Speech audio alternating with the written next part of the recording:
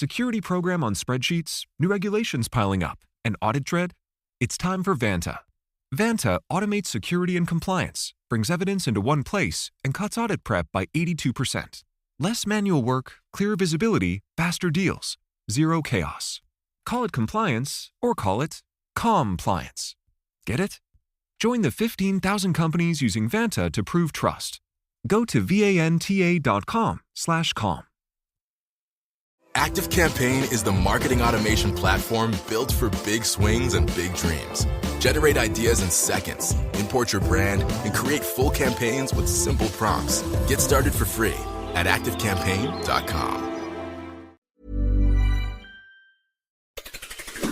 It's Saturday the 18th of April. I'm Ciara Evans, and this was a week that saw Israel and Lebanon agree a 10-day truce. The Mandelson scandal sparked back to life. A big win for democracy in Hungary, and Rory McIlroy secure his second green jacket.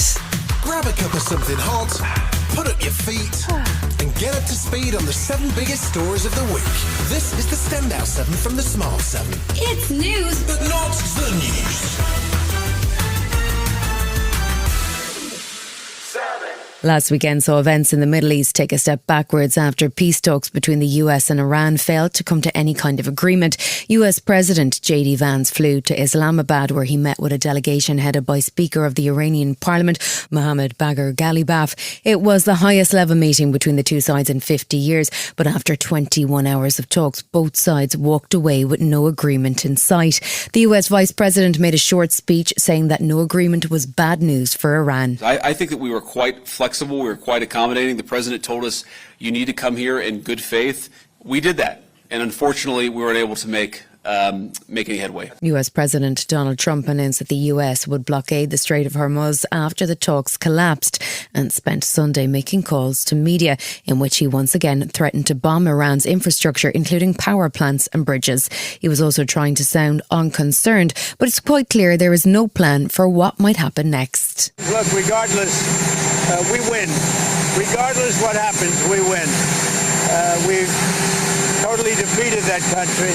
Not content with war in the Middle East, Monday also saw the US president start a war with the Pope. He blasted the pontiff as soft on crime and described the supreme leader of the Catholic Church as terrible and weak. It came after gentle, non-specific criticism of the war in the Middle East from Pope Leo, who was politely defending himself on Monday. I don't want to get into a debate with him. I don't think that the message of the gospel is meant to be abused in the way that some people are doing. And I will continue to speak out loudly against war, looking to promote peace. UK Prime Minister Keir Starmer, who is no stranger to Trump shaming, was also happy to criticise Donald's threats to Iran. The language about destroying a civilization, that was wrong.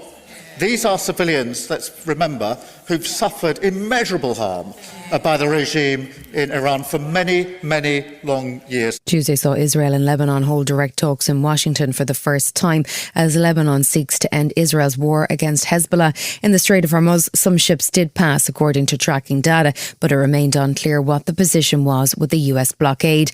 Meanwhile, US President Donald Trump was suggesting that there could be fresh talks with Iran in a matter of days. If I pulled up stakes right now, it would take them 20 years to rebuild that country. And we're not finished.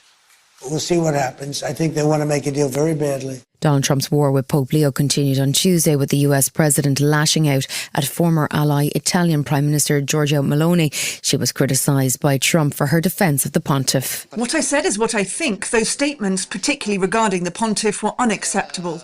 I would not feel at ease in a society where religious leaders do what political leaders tell them to do. So that is why I did not agree, and I said it. There were more mixed messages from the White House on Wednesday as the US denied rumours that President Trump might extend the ceasefire with Iran, while also expressing hope that talks might resume. Pakistani negotiators arrived in Iran to continue the talks process that began last week, and it is understood that there is still a line of communication open between the US and Iran. The American military says it is continuing to blockade the Strait of Hormuz for Iranian ships, while Iran has threatened to halt all trade in the region. The US president was continuing to downplay any concern he might have over what happens next. We have a great economy. Remember, if I didn't want to make that little journey to Iran, that was a journey. I said, we're going to have to do this for the good of the world. At Prime Minister's Question Time, Keir Starmer was standing firm on his refusal to get the UK directly involved in America's war. It is not our war, and a lot of pressure has been applied to me to take a different course. I'm not going to change my mind. I'm not going to yield. It is not in our national interest to join this war, and we will not do so. There was good news on Thursday as Israel and Lebanon agreed a ceasefire, which will last for at least 10 days. Thousands have been killed as Israel attacked Hezbollah targets in Lebanon, and Israel has refused to withdraw any troops during the ceasefire period. US President Trump announced the deal and said that he expects to meet Israeli and Lebanese delegations over the next few days. There was no significant progress on talks between Iran and the US, and Secretary of War Peter Hegseth was back making threats of destruction on Thursday. We are locked and loaded on your critical dual-use infrastructure, on your remaining power generation, and on your energy industry. We'd rather not have to do it, but we're ready to go at the command of our president and at the push of a button. With no sign of progress, concern is mounting about potential jet fuel shortages and delays to deliveries of essentials like food and even gases like CO2. Business and Trade Secretary Peter Kyle told Sky News that there's no imminent risk. At this moment, this is not a concern for our economy. If that changes, I will speak about it and I will make an announcement about it. But for this moment in time, there is not the concern because I have taken the action.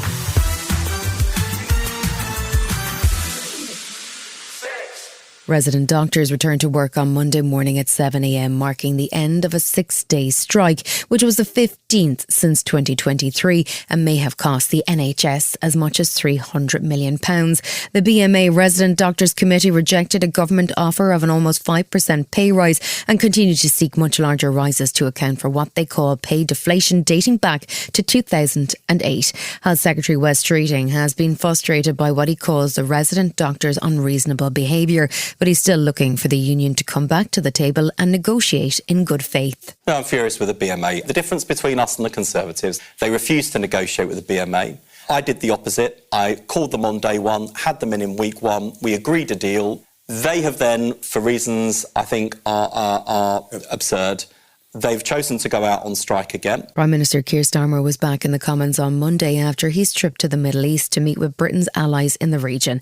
He was keen to emphasise that with the current state of chaos in the world, it's essential that the UK builds closer links with the European Union.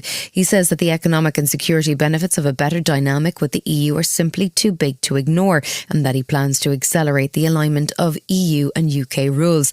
That didn't please Reform Party leader Nigel Farage, who feels that Starmer is breaking the terms of the Brexit referendum, and he's blaming the Tories. Going back to single market rules is much easier than it should be because the Conservatives did not deliver.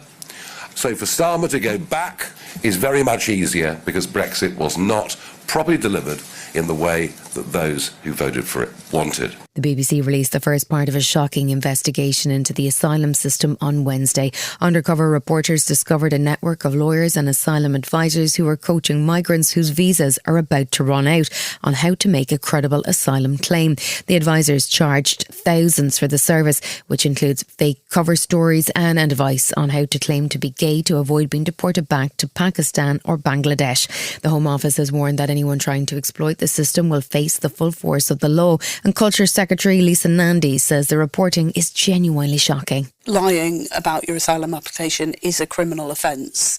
There are heavy penalties for that, including jail and deportation. And if you do lie about your asylum claim, that is what you can expect. Human rights and gay rights campaigner Peter Tatchell says his foundation raised concerns when it saw a massive uptick in people claiming to be gay. My foundation, has been swamped by bids from people from Pakistan seeking letters of recommendation. That swamping led us to alert the authorities that we believed there were fake claims being made. The Peter Mandelson scandal sparked back to life on Thursday as a new Guardian investigation discovered that the former peer failed his security vetting. Mandelson was appointed and then sacked as the UK's ambassador to the US over his long-running friendship with financier and sex trafficker Jeffrey Epstein. He was strenuously denied any wrongdoing, but is under investigation by the police. Prime Minister Keir Starmer had pledged to release the details of the appointment process under what's called a humble address. But the Guardian investigation has found that the Foreign Office overruled procedures after Mandelson failed the vetting. Senior civil servant at the Foreign Office, Ollie Robbins, is stepping down, but it leaves Sir Keir Starmer in a very difficult position, as opposition leaders were keen to point out. Tory leader Kemi Badenoch said it's a cover-up. We had a humble address in Parliament where we asked for all of the documents. This did not come out then. It's gone to the press. That means that something was being covered up. This is a very serious situation. Lib Dem leader Sir Davies says it may be time for the PM to resign. Well, if the Prime Minister has misled Parliament and the public about this, he will have to go. We already know he showed catastrophic political misjudgment in appointing Mandelson. He was relying on the vetting process as his defence. It looked like the vetting process was ignored.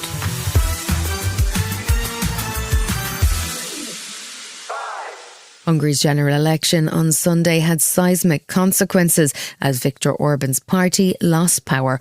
Orban, the autocratic prime minister, had been in power for 16 years and his campaign was supported by both Vladimir Putin and US President Trump. He conceded defeat early on Sunday before all of the votes had been counted. The election results, although not complete yet, are understandable and unambiguous. The results are painful for us, but there is no mistaking them. The mandate to govern was not given to us.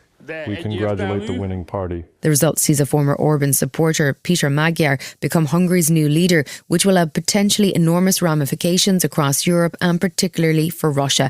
Orban had systemically blocked EU aid to Ukraine and had been a vocal supporter of Russia amongst EU leaders. And his defeat was celebrated with congratulatory messages flooding in from French President Macron, EU Chief Ursula von der Leyen and even NATO Secretary-General Mark Rutte. There were scenes of celebration in Budapest as Peter Magyar addressed jubilant crowds. Thank you for believing that it can be done. Thank you for believing that we, ourselves, the Hungarian people, write our own history. Thank you, thank you, thank you. New Hungarian Prime Minister-elect Peter Magyar was busy setting out his stall on Monday, which will include closer EU cooperation, but also maintaining a friendly relationship with Russia and their oil. He's also pledging to put the Hungarian people first. This government is going to be the government of peace, unlike the government of Orbán Viktor. He never cared about the problems of the Hungarians. We never heard him talk about the healthcare, about the cost of living, about education. EU Commission President Ursula von der Leyen was very positive about the change, as the prospect of Hungary no longer using its veto to block aid to Ukraine will make a significant difference for the bloc. It is a victory for fundamental freedoms, and I really want to say to the Hungarian people, you've done it again, like you did in 1956. When you courageously stood up. The election in Hungary has sparked great optimism across Europe that the change in dynamic between Hungary and the EU may well have an immediate impact on Russia's war in Ukraine. Ukrainian President Zelensky was in Germany on Tuesday as part of a continuing tour to sign security agreements, and he hailed Peter Magyar's win as a victory of light over darkness. Zelensky met with Friedrich Merz, and the German Chancellor was calling for urgent action by the EU to unlock the loans for Ukraine that Viktor Orban had been blocking. NATO Secretary-General Mark Rutte was also keen to recognise the impact that Ukraine has had through its innovation in drone warfare. Allies are defending against Russian and Iranian drones, thanks in part to Ukrainian technology that did not exist even 1 year ago. President Zelensky claimed on Monday that a Russian position had been captured using only drones and what he called robotic ground platforms. And there's no doubt that his country has become a world leader in military drone technology. Ukraine is a global producer of strength and security, and it will remain so. Long-term security agreements in the Middle East mean funding for our state every year. It is fuel for Ukraine, essential in global instability. The early hours of Thursday morning saw Ukrainian cities Kyiv, Odessa and Dnipro hit by a massive Russian aerial attack using over 700 drones and 19 ballistic missiles, which killed at least 17 people and wounded over 100 in the deadliest incident so far this year. Ukrainian President Zelensky said the attack proves that there should be no talk of lifting sanctions on Russia and that Putin doesn't deserve any reward for his ongoing war on Ukraine. The EU appears to agree with Zelensky, and EU Commission President Ursula von der Leyen met met NATO Secretary-General Mark Rutte on Thursday, and he says now is not the moment to give Russia a break. Russia is struggling on the battlefield. Winning is now a distant dream for Putin. And we even saw some media reports that he is understanding that his economy is in a bad shape. And we already knew that.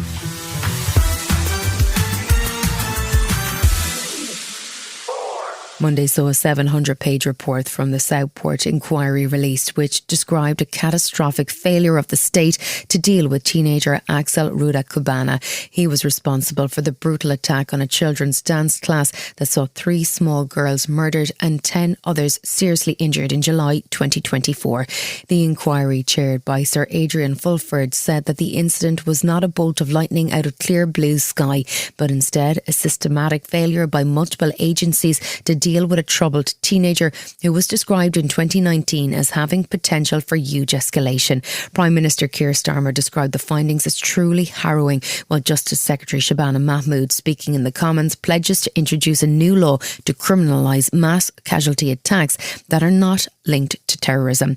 Nicola Brooke is Legal Director and Solicitor at Brodie Jackson Cantor, who represent bereaved families in high-profile cases, and she said the government needs to act. One of the things that we hear time and time again after every public inquiry is that lessons will be learned. We're all fed up of hearing that. We need to see action now. The comprehensive report from the Southport inquiry was harshly critical of multiple agencies who should have taken action sooner and might have prevented the brutal attack. Social Services and the Prevent Agency had failed to engage with troubled teenager Axel Ruda Kubana, who is now serving a 50-year sentence. Tuesday saw Chris Walker, who represented the families of the 3 victims, explicitly called on those organisations named in the report to respond. There are 5 particular state entities which are causing us most concern. Prevent, Lancashire Police, Lancashire Social Services, CAMS, we have FCAMS. The performance of those agencies failed to a totally unacceptable level. Still to come on the Standout 7 in association with Metro, Rory McIlroy picks up a second green jacket and praise for the UK scientists. Right after this. Have you ever been stuck on a weight loss plateau? Trying everything and anything you can to lose that extra weight and reach peak health? We've all been there, but Noom's unlocked the secret to reaching the mountaintop. Go in micro. The Noom GLP-1 microdose program starts at $99 and is delivered to your door in 7 days. Start your microdose GLP-1 journey today at Noom.com. That's Noom.com. Noom. Micro changes, big results. Noom GLP-1 RX program involves healthy diet, exercise, and support. Individual results may vary. Meds and personalization based on clinical need. Not reviewed by FDA for safety, efficacy, or quality. No affiliation with Novo Nordisk Inc., the only U.S. source of FDA-approved semaglutide. Not available in all 50 U.S. states. Security program on spreadsheets, new regulations piling up, and audit dread? It's time for Vanta. Vanta automates security and compliance, brings evidence into one place, and cuts audit prep by 82%. Less manual work, clearer visibility, faster deals, zero chaos. Call it compliance or call it compliance. Get it? Join the 15,000 companies using Vanta to prove trust. Go to vanta.com/calm.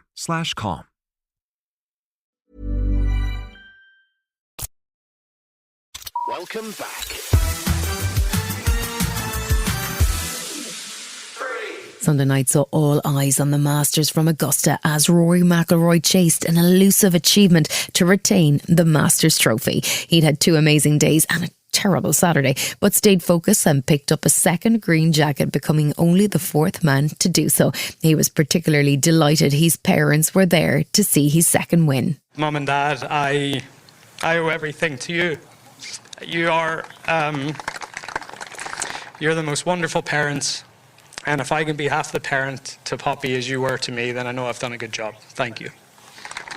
Monday saw quite a bit of celebrating and press coverage for Rory McIlroy's incredible back-to-back Masters championships. He even attracted a social media post from US President Donald Trump, hailing the Northern Ireland man as a legend, although Trump is also hoping he'll play at the Cadillac Championship next month at Donald's Miami club. The champion golfer also went viral for his daughter's reaction to his dad joke about ice cream at the Masters. You know, this has definitely turned into Poppy's favourite week of the year. I don't know if it's because of the par 3 tournament or it's all you can eat ice cream in the player services building, but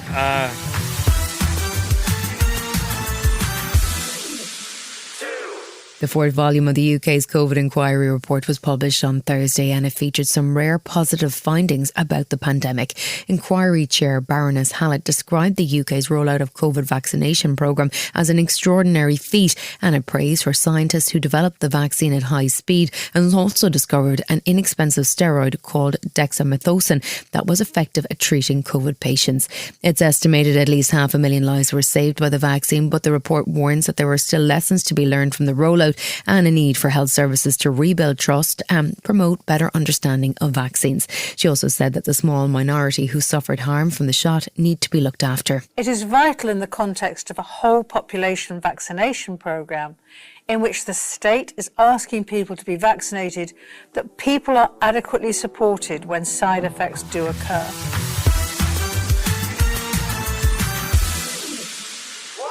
NASA's historic moon mission finished with a perfect splashdown early last Saturday morning off the coast of California. The 4-person crew travelled over 1 million kilometres in 10 days and got to see the dark side of the moon as NASA prepares to ramp up its lunar programme.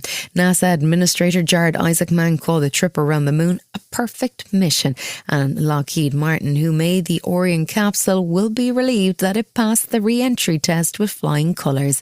It's not expected that humans will land on the moon again until 2028, but Mission Commander Reed Wiseman sounded relieved just to be back on Earth. This was not easy. Being 200,000 plus miles away from home, like before you launch, it feels like it's the greatest dream on Earth. And when you're out there, you just want to get back to your families and your friends. It's a special thing to be a human, and it's a special thing to be on planet Earth. You've been listening to The Smart 7. We'll be back tomorrow at 7 a.m. Hit that follow button and have a great day. Give us 7 minutes and we'll give you the world. Security program on spreadsheets, new regulations piling up, and audit dread? It's time for Vanta. Vanta automates security and compliance, brings evidence into one place, and cuts audit prep by 82%. Less manual work, clearer visibility, faster deals, zero chaos. Call it compliance or call it compliance. Get it? Join the 15,000 companies using Vanta to prove trust. Go to vanta.com/com. We know life is busy. That's why saving money should be effortless. With Atlantic Union Bank's Roundup Savings, every time you use your debit card, your purchase rounds up to the nearest dollar and automatically goes into savings. So whether you're grabbing coffee, filling the tank, or picking up groceries, you're saving without even thinking about it. It's just one of the ways Atlantic Union Bank makes managing your money easy. Learn more at AtlanticUnionBank.com or stop by a branch today. Atlantic Union Bank. Any way you bank.